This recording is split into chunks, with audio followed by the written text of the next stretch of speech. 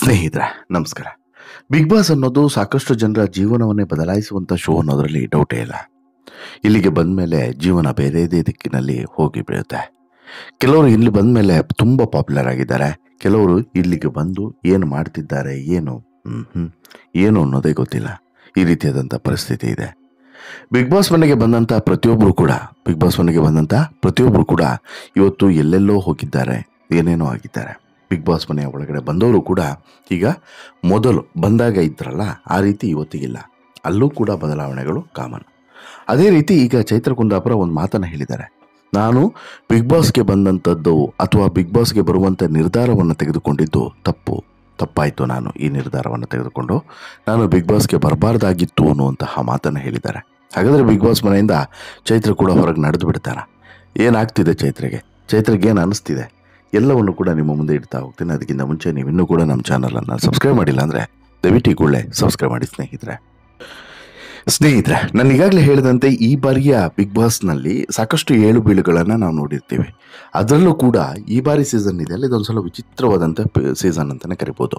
ಕಾರಣ ಏನಂತ ಹೇಳಿದರೆ ಈ ಸಲ ಬಂದಿರೋಂಥ ಸ್ಪರ್ಧಿಗಳು ಎಲ್ಲರೂ ಕೂಡ ಸ್ಯಾಂಪಲ್ ಪೀಸ್ಗಳೇ.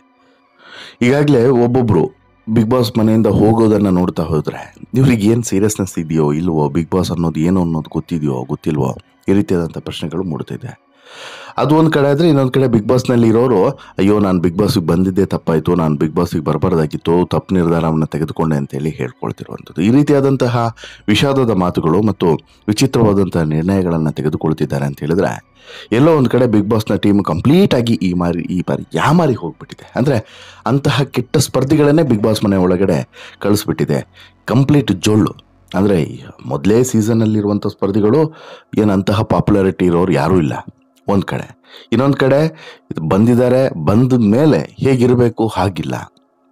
ಇನ್ನೊಂದು ಕಡೆ ಅವ್ರಿಗೆ ಸೀರಿಯಸ್ನೆಸ್ ಕೂಡ ಇಲ್ಲ. ಅಂದರೆ ಬಿಗ್ ಬಾಸ್ ಅಂದರೆ ಏನು, ಬಿಗ್ ಬಾಸ್ ಅಂದರೆ ಹೇಗಿರಬೇಕು ಈ ಸೀರಿಯಸ್ನೆಸ್ ಕೂಡ ಇಲ್ಲ. ಒಟ್ಟಿನಲ್ಲಿ ಈ ಬಾರಿಯ ಸೀಸನ್ ಒಟ್ಟಾರೆ ಕಂಪ್ಲೀಟಾಗಿ ಕೊಳಪೆ ಎದ್ದು ಹೋಗಿದೆ ಅನ್ನೋದ್ರಲ್ಲಿ ಡೌಟ್ ಇಲ್ಲ.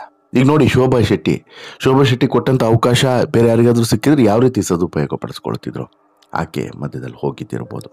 ಅದಾದ ಬಳಿಕ ಸುರೇಶ್ಗೀಗ ಕಾಮನ್ ಸೆನ್ಸ್ ಇರಬೇಕಾಗಿತ್ತು. ಬಿಸ್ನೆಸ್ ಇದೆ, ಬರಬಾರ್ದಾಗಿತ್ತು ನಾನು ಅನ್ನೋಂತಹ ಕಾಮನ್ ಸೆನ್ಸ್ ಬಿಗಿನಲ್ಲೇ ಇರಬೇಕು.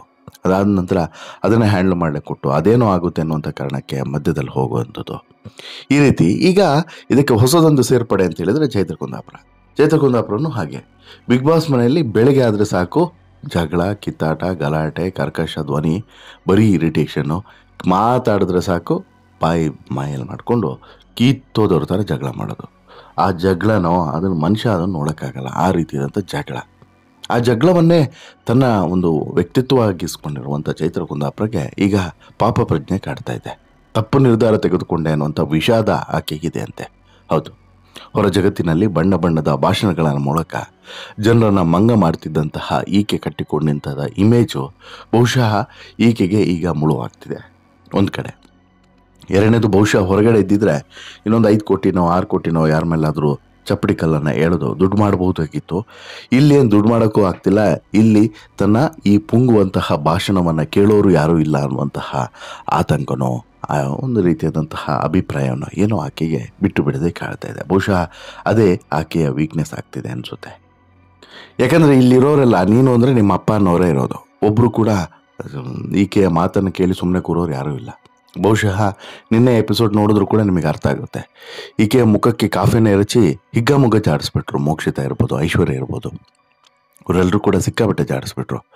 ಈ ರೀತಿ ಒಂದು ರೀತಿಯಲ್ಲಿ ಇವರೆಲ್ಲರೂ ಕೂಡ ಅಕ್ಷರಶಃ ಜಾಡಿಸುವಂಥ ಕೆಲಸವನ್ನು ಐಶ್ವರ್ಯಕ್ಕೆ ಮಾಡ್ತಿದ್ದಾರೆ. ಆದರೂ ಕೂಡ ಜಾಡಿಸೋದ ಕೆಲಸವನ್ನು ಚೈತ್ರ ವಿರುದ್ಧ ಮಾಡ್ತಿದ್ದಾರೆ. ಆದರೆ ಚೈತ್ರ ಏನಾದರೂ ಬದಲಾಗ್ತಿದ್ದಾರಾ? ದೇವರಾಣೆ ₹1 ಅಷ್ಟು ಬದಲಾವಣೆಯನ್ನು ನೀವು ಚೈತ್ರನಲ್ಲಿ ನೋಡೋಕ್ಕೆ ಸಾಧ್ಯವಿಲ್ಲ. ಅಷ್ಟರ ಮಟ್ಟಿಗೆ ಚೈತ್ರ ಒಂದು ರೀತಿಯಲ್ಲಿ ರೋಸಿ ಹೋಗಿದ್ದಾರೆ. ಅದಕ್ಕೆ ಒಗ್ಗಿಕೊಂಡು ಹೋಗ್ಬಿಟ್ಟಿದ್ದಾರೆ. ಅಂದರೆ ತಾನಿರೋದೇ ಹೀಗೆ, ತಾನಿದ್ರೆ ಹೀಗೆ ಇರಬೇಕು ಅನ್ನೋ ರೀತಿಯಲ್ಲಿ ಒಗ್ಕೊಂಡು ಹೋಗ್ಬಿಟ್ಟಿದ್ದಾರೆ. ಅದೇ ಕಾರಣಕ್ಕೋಸ್ಕರ ಈಗ ಚೈತ್ರ ಕುಂದಾಪುರಗೆ ಒಂದು ಪಾಪ ಪ್ರಜ್ಞೆ ಕಾಡ್ತಿದೆಯಂತೆ. ಅದೇನು ಅಂತ ಹೇಳಿದ್ರೆ ಮಾತಿನ ಬಲದಿಂದಲೇ ಗೆಲ್ಲಬಲ್ಲೆ ಅನ್ನುವಂಥ ಭ್ರಮೆಯಲ್ಲಿರುವಂಥ ಚೈತ್ರ ಬಿಗ್ ಬಾಸ್ ಶೋನಲ್ಲಿ ಮಾತೆ ಮುಳುವಾಗಿ ಸಂಭವಿಸಿದೆ ಆಕೆಗೆ. ಅದು ಕೂಡ ಅರ್ಥವಿಲ್ಲದಂಥ ಮಾತು. ಅರ್ಥನೂ ಇಲ್ಲ, ತಲೆನೂ ಇಲ್ಲ, ಬುಡನೂ ಇಲ್ಲ, ಒಟ್ರಾಶಿ ಮಾತು.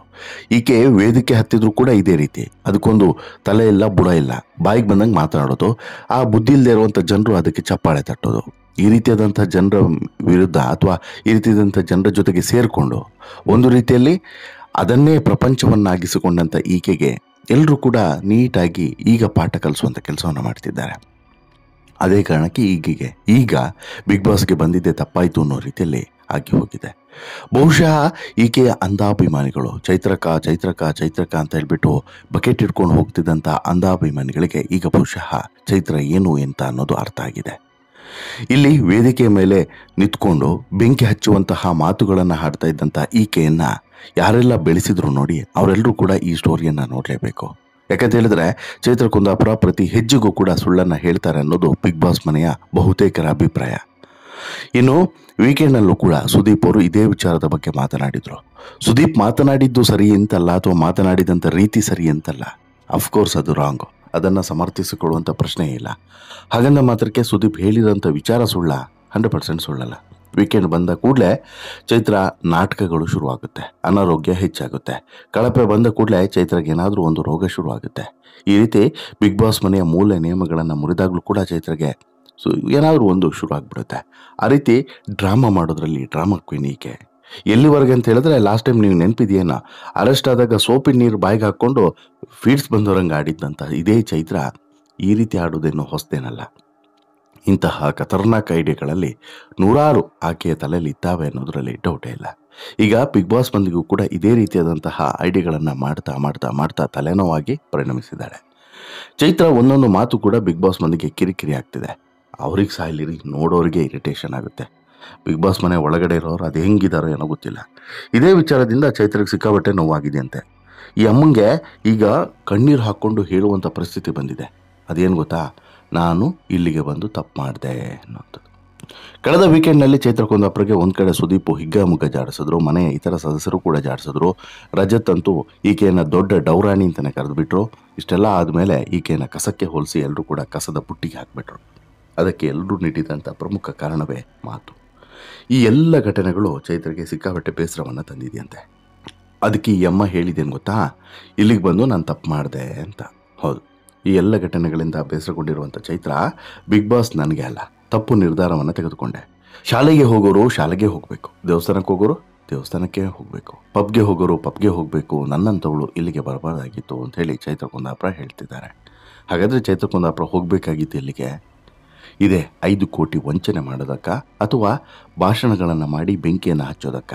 ತಲೆ ಇಲ್ಲದ ಬುಡ ಇಲ್ಲದ ಭಾಷಣವನ್ನು ಮಾಡಿ ಜನರ ನಡುವೆ ಬೆಂಕಿಯ ದ್ವೇಷದ ಕಿಚ್ಚನ್ನು ಹಚ್ಚಿಸೋಕ ಅನ್ನುವಂಥದ್ದು ಹೀಗಿರುವಂಥ ಪ್ರಶ್ನೆ.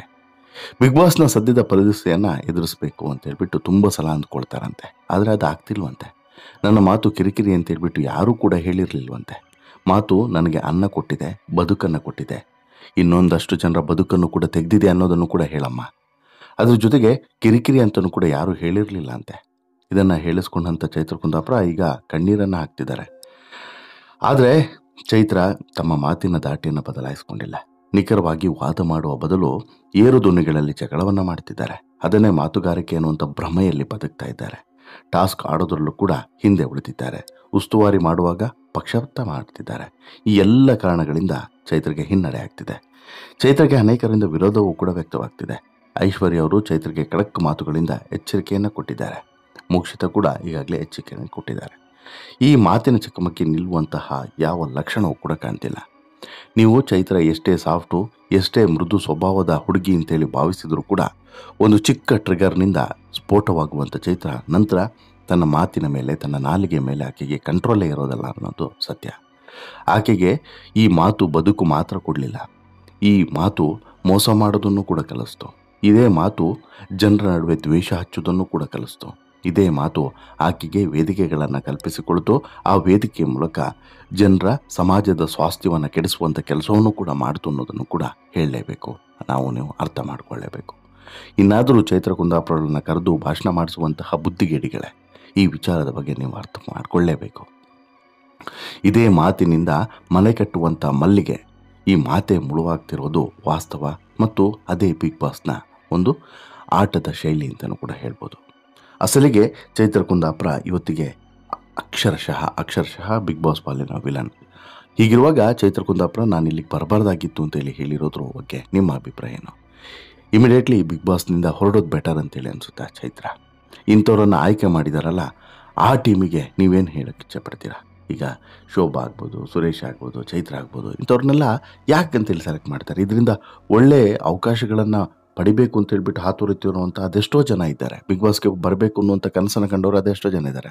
ಅವ್ರನ್ನಾದರೂ ಕರೆಸ್ಬೋದಾಗಿತ್ತಲ್ಲ ಅನ್ನೋದು ನನ್ನ ಅಭಿಪ್ರಾಯ. ನೀವು ಕೂಡ ಇದಕ್ಕೆ ಹೌದು ಅಂತ ಹೇಳೋದಾದರೆ ದಯವಿಟ್ಟು ನಿಮ್ಮ ಅಭಿಪ್ರಾಯವನ್ನು ಕಮೆಂಟ್ ಮಾಡಿ ತಿಳಿಸಿ. ಜೊತೆಗೆ ಈ ಸ್ಟೋರಿ ಇಷ್ಟ ಆಯಿತು ಅಂತ ಹೇಳಿದ್ರೆ ಲೈಕ್ ಮಾಡಿ, ಶೇರ್ ಮಾಡಿ. ಜೊತೆಗೆ ಚೈತ್ರ ಕುರಿತಾದಂಥ ನಿಮ್ಮ ಅಭಿಪ್ರಾಯ ಏನು ಅನ್ನೋದನ್ನು ಕೂಡ ಕಮೆಂಟ್ ಮಾಡಿ ತಿಳಿಸಿ ಅಂತೇಳಿ ಹೇಳ್ತಾ ಈ ಸ್ಟೋರಿಯನ್ನು ಮುಗಿಸ್ತಿದ್ದೇನೆ. ಮುಂದಿನ ಸ್ಟೋರಿಯಲ್ಲಿ ಸಿಗ್ತೇನೆ. ನಮಸ್ಕಾರ.